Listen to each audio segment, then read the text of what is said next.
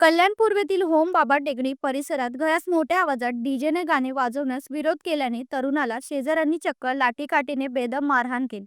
गणेश बाबासाहेब घाटुळ असे जखमी तरुणाचे नाव असून त्याने शेजारी ईश्वर सोनवणे आणि त्याचे वडील अशोक सोनवणे यांना मोठ्या आवाजाचा त्रास होत असल्याचं सांगितलं होतं. मात्र याचाच राग मनात ठेवून दोघांनी इतर 4 ते 5 जणांसह गणेशवर हल्ला चढवला. हल्ल्यात गणेश घाटुळ गंभीर जखमी झाला असून त्याच्यावर रुग्णालयात उपचार सुरू आहेत.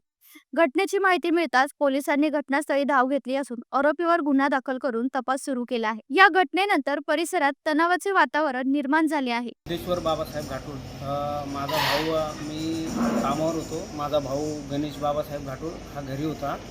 तर त्याला अशोक सोनवणे आणि त्याचा मुलगा ईश्वर सोनवणे दोघांनी मिळून आणि 4-5 जमावाने घेऊन त्याला लाठीकाठ्याने मारलं. काय तर डीजेचं गाणं वाजवत होता त्याचा मुलगा आणि तो वडिलांनी दोघं डीजेचे गाणे वाजवत होते आणि त्याला विरोध केला म्हणून त्याला संध्याकाळी मारलं त्यांनी. ईश्वर सोनवणे आणि त्याचा वडील अशोक सोनवणे. ब्युरो रिपोर्ट जनशक्ती कल्याण.